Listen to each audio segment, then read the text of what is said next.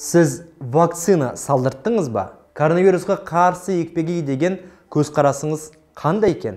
Сөзсіз, вакцина коронавирусқа шалдығудан толық сақтамаса да, жеңіл түрде өтуіне қауқары бар деп ойлаймын.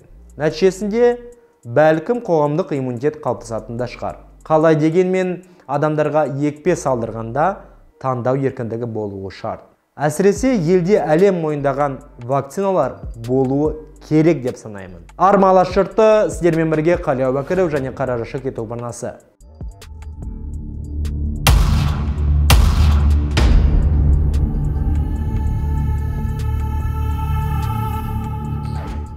Әлемде коронавирус күші тыйылар емес.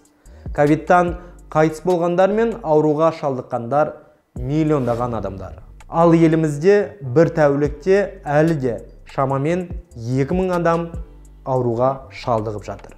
Денсаулық сақтау министрлігінің хабарлауынша, жағдай тұрақталып келеді. Дегенмен деп босансуға да болмайды. Ал екпе алу бойынша қоғам сол қалыпты әртүрлі пікірде. Біреулері сеніп, салып жатса, басқалары әлі де не вирусқа, не екпеге сенер емес. Нәтижесінде вакцинация ақпан айында басталған науқан қорытындысы бойынша бүгінде екпенің 2 компонентін шамамен 6,5 миллион қазақстандық салдырған екен.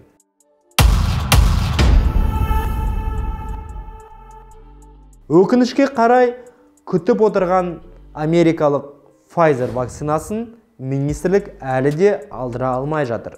Бірақ бірнеше рет жақын арада алып келеміз деп уәде еткен. Оның өзі, осы вакцина түрі тек жасөспірімдер мен жүкті әйелдерге ғана егеміз дейді.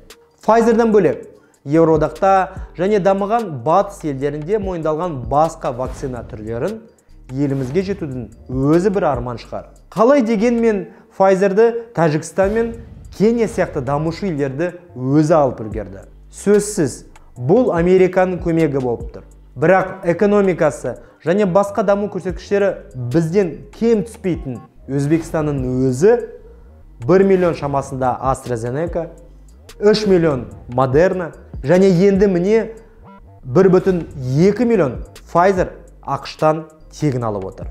Өзбек ағайынға еш қарсылығым жоқ.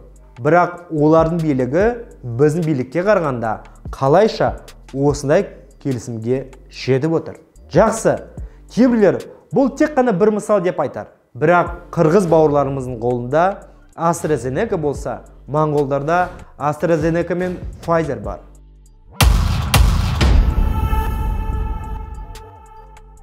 Қазақстан билігі болса, вакциналарды алдырту үшін 95 миллиард теңге арнайы бөліпті. Сонда елімізде қандай вакцина салдыртты? Ресейлік Спутник 5, отандық Казковид-ин және қытайлық Хаятвакс пен Коронавак.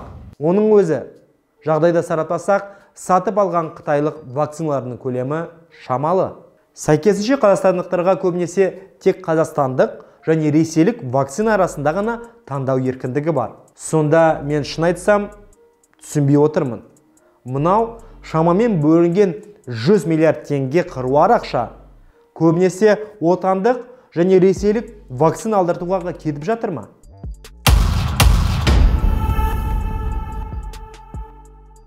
Қорытына келгенде, пайдасы жоқ, бірақ шығындалып кеткен халықаралық экспо не ОБСЕ отырысын өткізуге биліктің күші жетсе, дамыған елдер өндіретін вакцина алдыртуға қауқарлары жетпейді екен. Сонда халықтың сенімі қайда болады десейші? Әйтеуір айдың бір күнінде армандаған күндерімізге жетерміз. Айтпақшы, отандық вакцинаны ТМД-дан бөлек дамыған батыс елдері мойындаған жоқ. Мойындамайды да шығар. Арнаға жазылып, пікір білдіріп, лайк басуды ұмытпаңыздар.